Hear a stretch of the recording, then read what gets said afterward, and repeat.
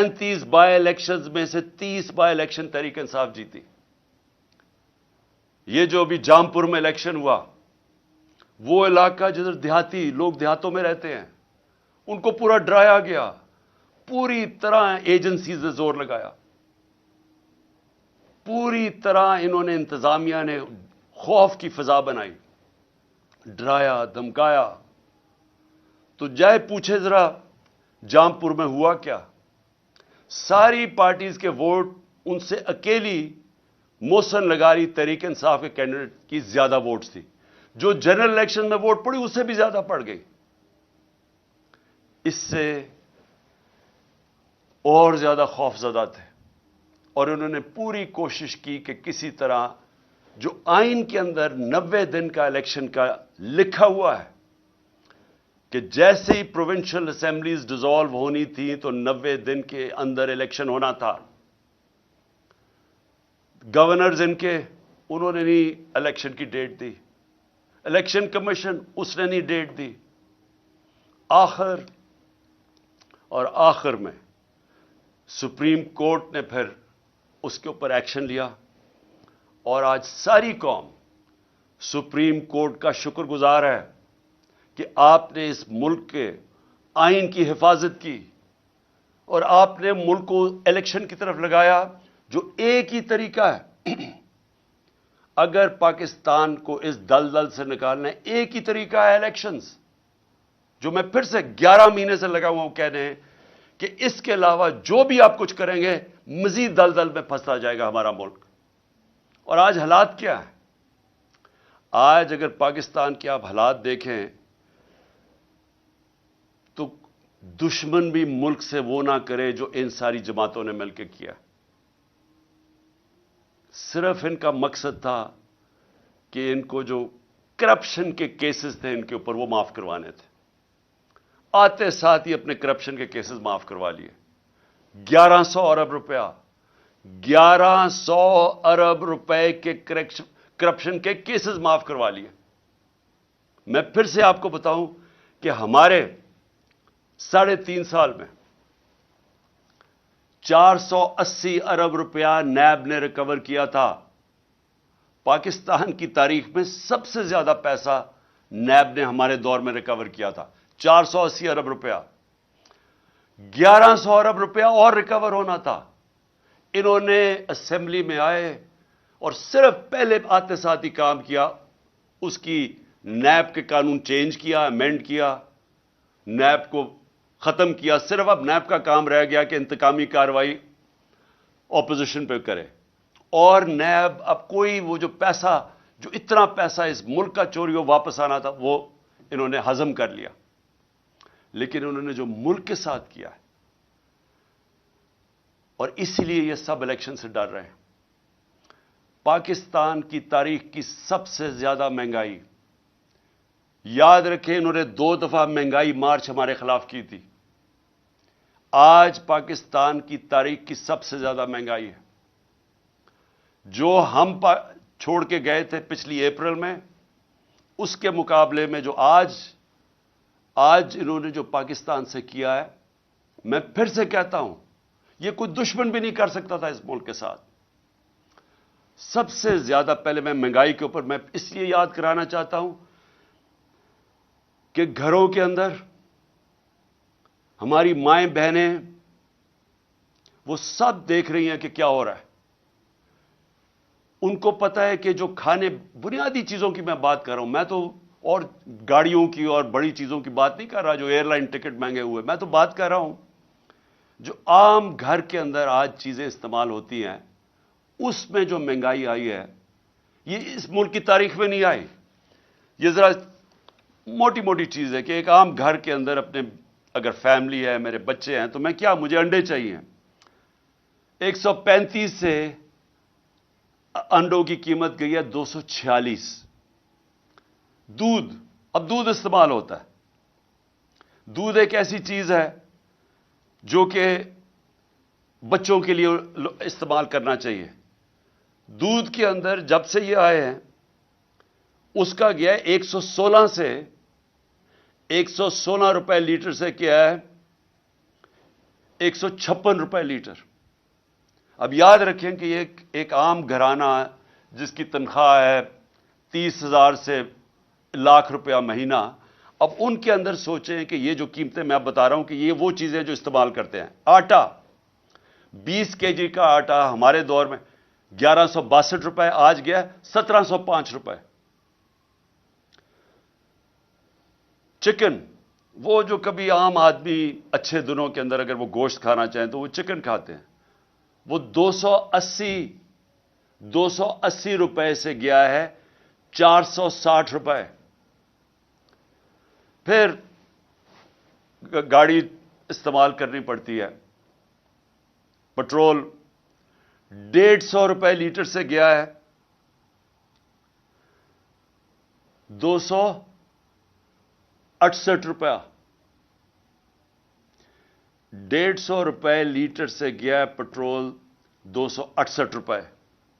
Diesel گیا ہے 144 روپے لیٹر سے 280 روپے لیٹر۔ تو یہ جو عام ٹرانسپورٹ، اب اس کی وجہ سے ساری چیزیں مہنگی، جنہوں نے آفس جانا ہے، کام کرنا ہے، سب چیزیں مہنگی۔ گیس کی قیمت دگنی ہو گئی ہے۔ بجلی کی قیمت جس ریٹ پہ ابھی بڑھی ہے اور جو سر چارجز لگا کے بڑھ رہے ہیں وہ تقریباً دگنی ہو گئی ہے۔ ٹیوب ویل، کسانوں کے لیے میں بات کر رہا ہوں، میں صرف اس لیے یہ جو موٹی موٹی چیزیں باقی میں نہیں بتاتا، کسانوں کے لیے ٹیوب ویل، اب وہ کسان ٹیوب ویل استعمال کرتا ہے، اس کو اپنی فصلیں اگانی ہوتی ہیں، اس کو جو پیسہ بچتا ہے وہ پھر واپس لگاتا ہے، لیکن ٹیوب ویل ہم نے سبسڈائز کیا ہوتا 8 روپے یونٹ، 8 روپے تھا ٹیوب ویل کا، آج وہ چلا گیا ہے 36 روپے، 4 گنا زیادہ مہنگا ہو گیا۔ پھر ہوا کیا، میں صرف جلدی سے یہ بتا دوں کہ آج حالات ہمارے ہیں کیا۔ جو روپیہ گرا ہے، ہمارے 3.5 سال میں ڈالر کے مقابلے میں روپیہ گرا تھا 55 روپے، 3.5 سال میں۔ یہ یاد رکھیں کہ ان 3.5 سال میں عالمی مہنگائی تھی، کرونا کی وجہ سے سپلائی لائنز افیکٹ ہوئی تھی، اس کی وجہ سے ساری دنیا میں مہنگائی تھی، جس کو کموڈٹی سپر سائیکل کہتے ہیں۔ بجلی مہنگی، سب چیزیں مہنگی ہوگی، تیل مہنگا ہو گیا۔ اس وقت ہمارے وقت کے اندر اس مہنگائی کے باوجود جو پاکستان تھا اس کے مقابلے میں آج دیکھیں کہ مہنگائی آج کدھر گئی۔ اس پاکستان کے اندر جو ہماری اکانومی گرو کر رہی تھی 6% پہ، آج وہ 0 پہ چلی گئی ہے۔ اور جو لوگوں کو خوف آ رہا ہے کہ جس طرح ملک میں سے پیسہ باہر جا رہا ہے، جس طرح انڈسٹری بند ہو رہی ہے، جس طرح کسان متاثر ہو رہا ہے، خوف اب یہ ہے کہ یہ جب 0 پہ جب پہنچ جائے گی گروتھ ریٹ، اس کا مطلب بے روزگاری اور بڑھ جائے گی، اور بے روزگاری ایک طرف بڑھے گی، دوسری طرف مہنگائی بڑھ رہی ہے، اور آگے مایوسی ہے کہ 8 لاکھ پاکستانی پروفیشنلز ملک چھوڑ کے باہر چلے گئے۔ یہ ہے مایوسی کا عالم اس دور میں۔ دو اور چیزیں میں آپ کو بتا دوں کہ اس دور میں کوئی بڑا مسئلہ نہیں آیا۔ ہمارے دور میں کرونا آیا، جو صدی میں ایک دفعہ اتنا بڑا ایک عذاب آتا ہے، صدی میں ایک دفعہ اس طرح کا ایک سانحہ ہوتا ہے جو ساری دنیا میں، کرونا نے دنیا میں جو امپیکٹ کیا۔ ہمارے دور میں اس کے باوجود ہمارا ملک بھی آگے جا رہا تھا، ہماری معیشت بھی 6% پہ بڑھ رہی تھی، 17 سالوں کے بعد اس طرح اوپر جا رہا تھا۔ انڈسٹری وہ ریکارڈ پرفارم کر رہی تھی، وہ آگے بڑھ رہی تھی۔ ہمارا جو زرعی پیداوار تھی وہ 4.5% پہ تھی، وہ کوئی 17 سال کے بعد اوپر ملک جا رہا تھا۔ تو جب ملک اوپر بھی جا رہا تھا، روزگار 50 لاکھ نئی نوکریاں ملی ہمارے دور میں، تو اس مشکل حالات کے اندر کرونا کے باوجود، کموڈٹی سپر سائیکل کے باوجود، ہم جب وہ ملک کو سنبھال رہے تھے تو ان کے کون سی قیامت آئی کہ آج پاکستان ادھر آگے کھڑا ہو گیا۔ آج جو سب سے بڑا مسئلہ ہے کہ آج اگر جس طرح ہم جا رہے ہیں، ابھی مزید اور مہنگائی آنے والی ہے. ابھی یہ جو روپیہ گرا ہے، حال ہی میں جو روپیہ ابھی اور گرا ہے، اس کا بھی اور امپیکٹ پڑے گا. اور بھی تیل اور پٹرول اور مہنگے ہونے لگے، اور یہ مزید اور ہم دلدل میں دھنستے جائیں گے. تو اس کا حل کیا ہے؟ میں آج اصل میں اپنی، کیونکہ یہ الیکشن ہماری کیمپین شروع ہونے لگی ہے، تو میں پہلے اب آپ کو بتاتا ہوں کہ راستہ کیا ہے اس میں سے نکلنے کا. قوم آج یہ پوچھ رہی ہے کہ اگر تحریک انصاف آتی ہے تو ہم کیا کریں گے، ہم کیسے قوم کو اس مشکل وقت سے نکالیں گے.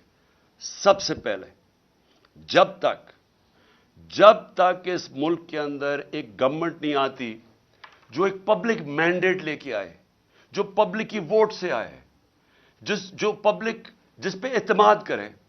پہلا تو اگر ملک کو اب اس دلدل سے نکالنا ہے، پہلے تو وہ گورنمنٹ چاہیے جس کے ساتھ پاکستان کی قوم کھڑی ہو، اور وہ صرف الیکشن سے آ سکتی ہے. میں یہ امید رکھ رہا تھا کہ جب 2 صوبوں کے اندر الیکشن اب سپریم کورٹ نے کہہ دیا اور وہ ہوں گے انشاءاللہ 30 اپریل کو، تو میں امید یہ رکھ رہا تھا کہ اتنی ان میں عقل آ جائے گی کہ بجائے 60% پاکستان میں الیکشن ہو، جنرل الیکشن کر دیں. اس سے ملک میں، کیونکہ جنرل الیکشن ہوگا تو ملک کے اندر استحکام آئے گا. کیونکہ جو بھی ہم کریں گے، جب تک ایک گورنمنٹ، ایک پاکستان کے اندر نیشنل الیکشنز ہو کے ایک گورنمنٹ نہیں آتی، تو سیاسی استحکام نہیں آنے لگا. اور وہ سیاسی استحکام الیکشنز میں آئے گا، اور اس کے بعد معاشی استحکام آئے گا. تو پہلا قدم تو یہ ہے کہ الیکشنز کروا کے ایک گورنمنٹ آئے پبلک کا مینڈیٹ لے کے، جو 5 سال کے لیے آئے، اور اس کے ساتھ اس کو عوام اس کے اوپر اعتماد رکھے کہ یہ مسئلے حل کرے گی. پھر یہ پہلا قدم ہے اس دلدل سے نکلنے کا. کیونکہ اس سے کیا ہوگا؟ اس سے ایک عوام کے اندر اعتماد آ جائے گا کہ اب یہ گورنمنٹ 5 سال کے لیے آ گئی. ہمیشہ یہ یاد رکھے کہ معیشت کے لیے سرٹنٹی، انگریزی کا لفظ ہے سرٹنٹی. جب تک لوگوں کو یہ اعتماد نہیں ہوتا کہ میں اگلے 2 3 4 5 سال تک یہی رہے گی حکومت، یہی پالیسیز رہیں گی، جب تک یہ اعتماد نہیں ہوتا، جو بزنس مین ہے، جو انویسٹر ہے، وہ پیسہ اپنا نہیں لگاتا. کیونکہ انویسٹر ہمیشہ سب سے زیادہ ایک ایسی چیز ہے جو سب سے زیادہ موسم کو دیکھ کے گھبراتا ہے کہ آگے کیا ہوگا. کیونکہ اس نے آج پیسہ لگانا ہوگا، تو وہ پیسے کے اوپر جب اس کی آمدنی واپس آنی ہے تو وہ ٹائم لگتا ہے. تو اس کے لیے سب سے زیادہ سیاسی استحکام چاہیے، اور وہ تب آتا ہے الیکشن سے، جب ایک ملک میں ایک سٹیبل گورنمنٹ آئے. تو پہلا قدم تو یہ ہے کہ اس وقت پاکستان کے لیے نمبر 1 چیز یہ ہے کہ ہم پولیٹیکل سٹیبلٹی لے کے آئیں. تو اس کے لیے الیکشنز کی ضرورت ہے.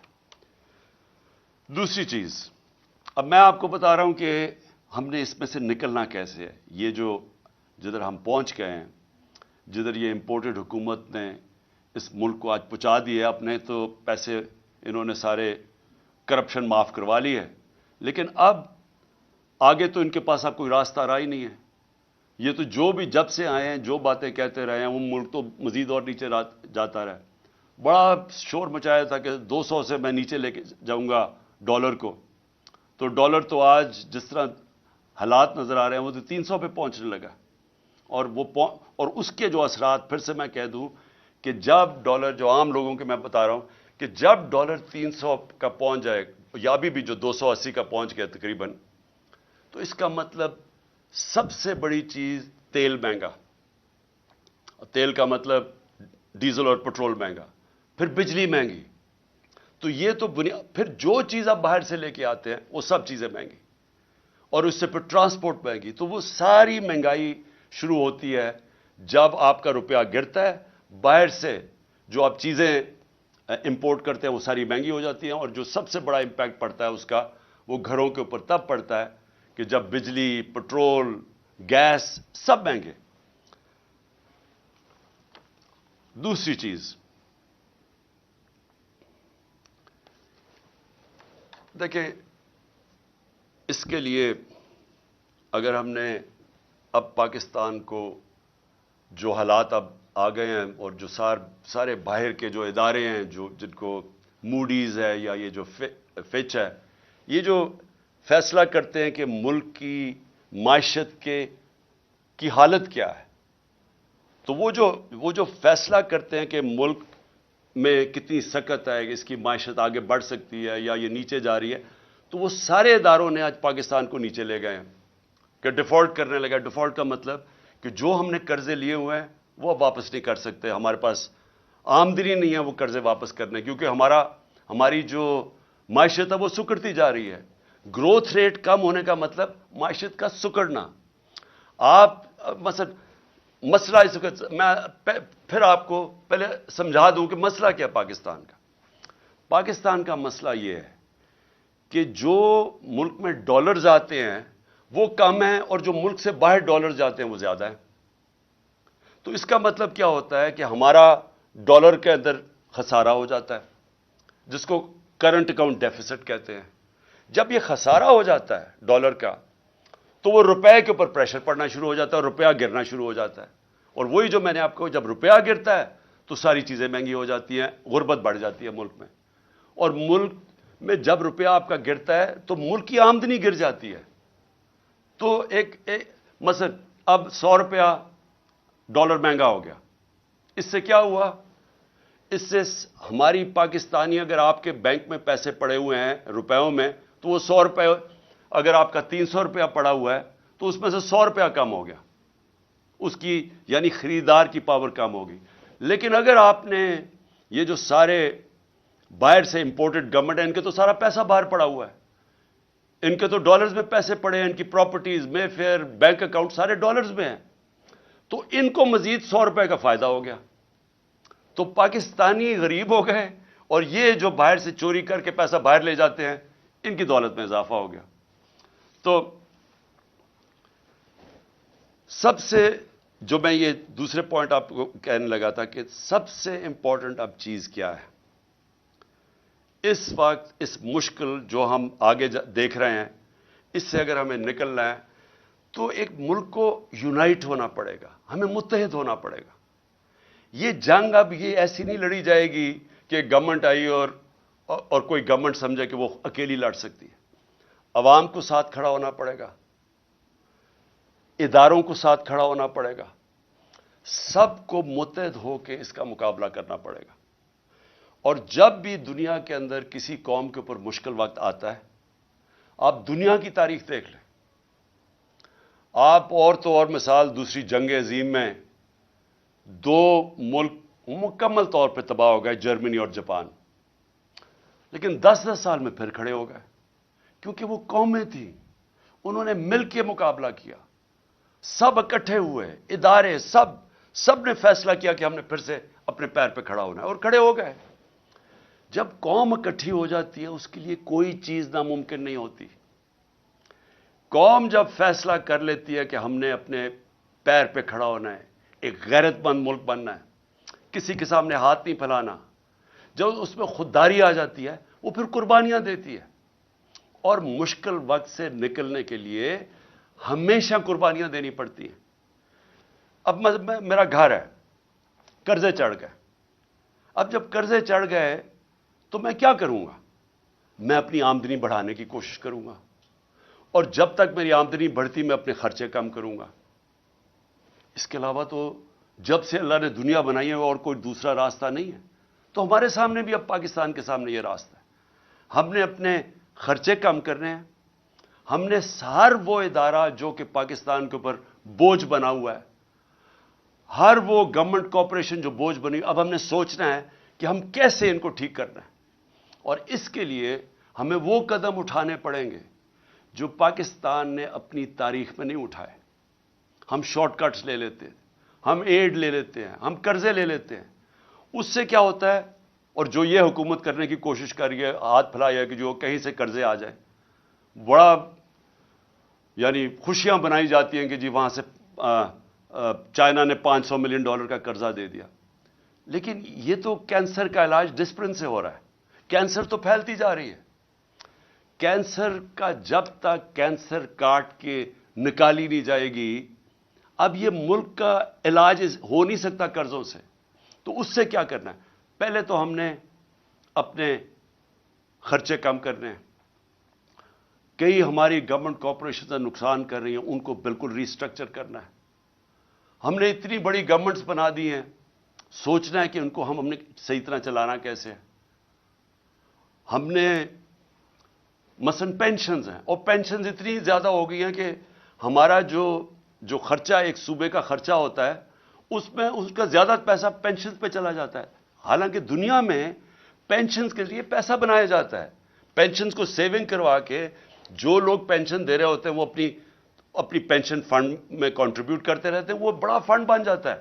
مہاتر محمد نے مجھے بتایا کہ وہ ان کا جو پینشن فنڈ ہے وہ ان کے لیے پیسے وہ انویسٹ کرتے ہیں، اسے پیسہ آتا ہے، اور اس سے پیسے میں وہ ملک کی دولت میں اضافہ ہوتا ہے. ہمارے لیے وہ بوجھ بنا ہوا ہے. تو میں صرف مثال دے رہا ہوں کہ ہمیں اب وہ قدم اٹھانے پڑیں گے جو اب تک ہم پاکستان میں نہیں کرتے رہے. ریولوشنری چینجز کرنے پڑیں گے، اور اس میں سب کو اکٹھا ہونا پڑے گا.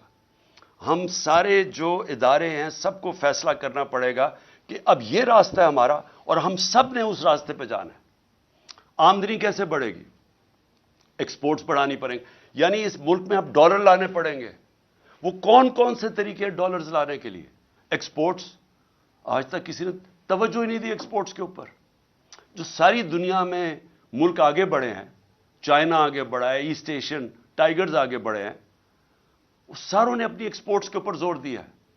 ہم نے کبھی توجہ ہی نہیں دی کسی نے. ہم جب آئے تھے تو پچھلے 5 سال ہمارے پہلے export to G D P ratio وہ نیچے چلی گئی تھی، بجائے پازیٹو ہونے کے نیچے آ گیا تھا، کیونکہ کسی کی توجہ ہی نہیں ہے ایکسپورٹس کے اوپر.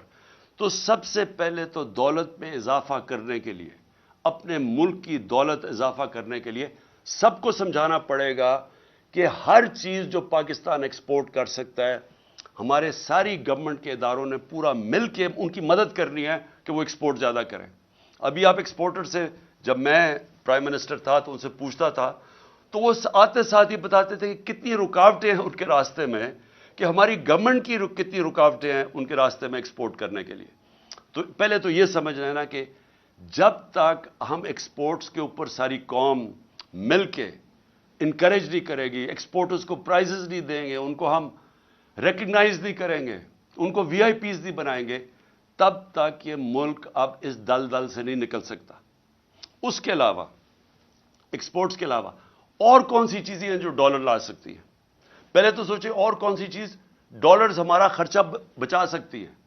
ہم مثلا پام آئل امپورٹ کرتے ہیں، ہم نے کیوں نہیں سوچا کہ اور کیا طریقے ہیں کہ ہم پام آئل کی اپنی امپورٹ کم کر سکیں. ہم نے پختونخوا کے اندر 2013 کے بعد ایک پورا زیتون کی پوری پلانٹیشن کرنی شروع کی، اور آج وہ انقلاب آ چکا ہے زیتون کا.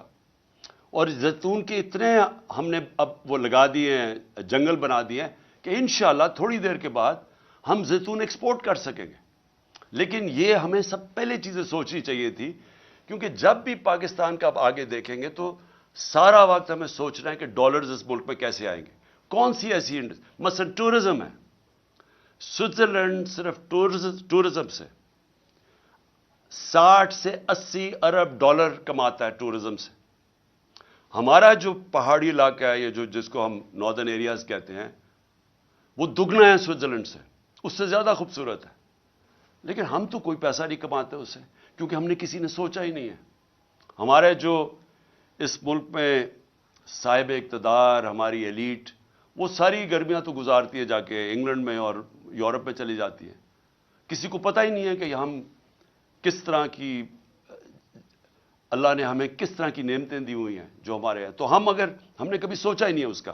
تو ایکسپورٹس بڑھانا، ٹورزم، پھر جس طرح میں نے کہا پام آئل، زیتون، ہر چیز وہ جو ہم باہر سے امپورٹ کرتے ہیں پاکستان میں ہر کچھ ہم اگوا سکتے ہیں.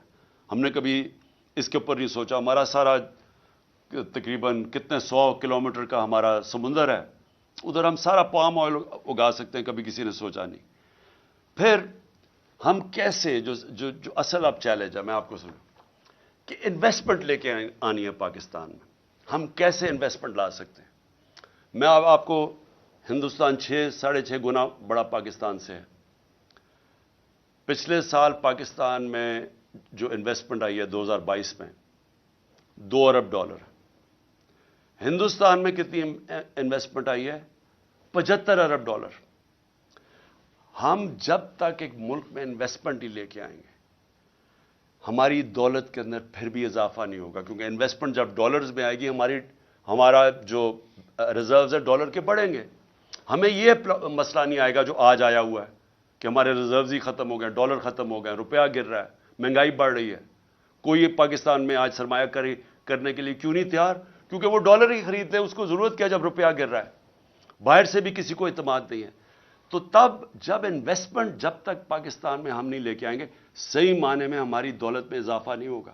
ہم نے ٹیکنالوجی زونز بنائے, ہم نے ایکسپورٹ زونز بنائے, ہم نے خاص طور پہ یہ بنائے اس لیے کہ جو باہر سے ہمارے ملک میں انویسٹ کرنا چاہتا ہے ادھر ہم نے ان کے لیے کنسیشنز دی, ہم نے ٹیکس بریکس دیے تاکہ وہ آئیں اور یہاں انویسٹ کریں. بدقسمتی سے جو ہمارا سب سے ہمسایہ چائنا وہ 2 سال بند ہو گیا کرونا کے اندر. جب کرونا آیا تو چائنا کے اندر تقریباً آنا جانا مشکل ہو گیا, ان کے کوارنٹین کے اتنے مشکل لاز تھے. تو وہ ہم نے وہ 2 سال مس کر دیے. لیکن فیوچر کے اندر ٹیکنالوجی زونز اور ایکسپورٹ زونز جو ہم نے مختص کیے ہوئے علاقے, ان کے اندر جس طرح چائنا جب آگے بڑھا تھا تو اس نے انوائٹ کی تھی انڈسٹری جو ان کی ایکسپورٹ زونز کے اندر آ کے انہوں نے پھر ایکسپورٹ شروع کی, اور اسی طرح چائنا کی یہ 30-35 سال پہلے انہوں نے کی اور آج کہاں سے کہاں پہنچ گیا. تو ایکسپورٹ زونز ہیں, ٹیکنالوجی زونز, اور ٹیکنالوجی کی اب ذرا میں ٹیکنالوجی یہ دیکھیں, آئی ٹی ایکسپورٹس. ہم نے ان کی پہلی دفعہ آئی ٹی کی مدد کی, جو آئی ٹی کی کمپنیز تھیں ہم نے ان کو انسینٹیوز دیے, تو ہماری 75% ایکسپورٹس بڑی آئی ٹی کی, اور بدقسمتی سے آ کے اس حکومت نے وہ ختم کر دیے جو انسینٹیوز دیے ہوئے تھے. ہندوستان کی آئی ٹی کی صرف ایکسپورٹس $150 ارب ہے جو وہ آئی ٹی ایکسپورٹس کرتی ہے. تو ہمارے پاس ایک ینگ پاپولیشن ہے, نوجوان آبادی ہے, ہمارے پاس بڑے آرام سے اگر ہندوستان کر سکتا ہے ہم کم از کم $20-30 ارب تو ایکسپورٹ کر سکتے ہیں. کبھی کسی نے توجہ نہیں دی, تو اس کے اوپر ہم زور لگا رہے ہیں اور ہم نے آخری 2 سال کوشش بھی کی. لیکن یہ جو میں انویسٹمنٹ کی پہلے بات کر رہا ہوں, دیکھیں یہ کیسے انویسٹمنٹ آئے گی پاکستان میں. ہمیں ایک ماحول بنانا پڑے گا. وہ ماحول کیسے بنے گا؟ ہمیں اس ملک میں رول آف لا قائم کرنا پڑے گا. اگر اب پاکستان نے آگے بڑھنا ہے تو یہ جو میں انصاف کی تحریک 26 سال پہلے چلائی تھی, یہ آپ سمجھ جائیں کہ جس ملک کے اندر انصاف ہے, قانون کی حکمرانی ہے, وہ ملک ترقی کر جاتے ہیں, وہ خوشحال ہے. جن ملکوں کے اندر جنگل کا قانون ہے, بنانا ریپبلکس ہیں, جس کی لاٹھی اس کی بھینس ہے, وہ جتنے مرضی آپ وسائل ان ملکوں میں قائم رکھ دیں وہ ملک آگے نہیں بڑھ سکتے. میں یہ بار بار آپ کے سامنے یہ کہتا رہا ہوں کہ جو مدینہ کی ریاست میرے نبی صلی اللہ علیہ وسلم نے بنائی تھی اس کی بنیاد عدل اور انصاف تھا. اللہ اس لیے حکم کرتا ہے کہ ان کے سنت پہ چلو, سیکھو کہ انہوں نے وہ دنیا کے سب سے عظیم لیڈر تھے, انہوں نے وہ کام کیا جو دنیا میں کسی انسان نے نہیں کر سکا. انہوں نے اس ملک کو کہاں سے, اب مدینہ کو دنیا کی امامت کی وہاں سے اٹھ کے ان لوگوں جن کی حیثیت کوئی نہیں تھی. تو سب سے پہلے مدینہ میں عدل اور انصاف قائم کیا. آج اب دنیا اٹھا کے دیکھ لیں, جن ممالک کے اندر رول آف لا ہے وہ خوشحال ہیں, اور جن ممالک کے اندر جس طرح ہمارے آج حالات ہیں کہ NRO مل جاتا ہے. کیوں نہیں جی, کس یورپین ملک میں کبھی سنا ہے NRO کسی کو ملتا ہوا؟ کبھی امریکہ میں سنا ہے, سوئٹزرلینڈ میں سنا ہے, کبھی سنا ہے کہ آپ چوری کریں, ملک کی دولت چوری کرو اور آپ کہیں جی میں قانون سے اوپر ہوں؟ اس کو جنگل کا قانون کہتے ہیں.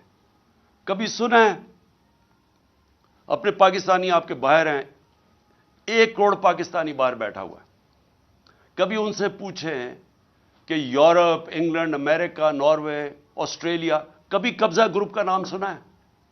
کبھی کوئی طاقتور کمزور کی زمین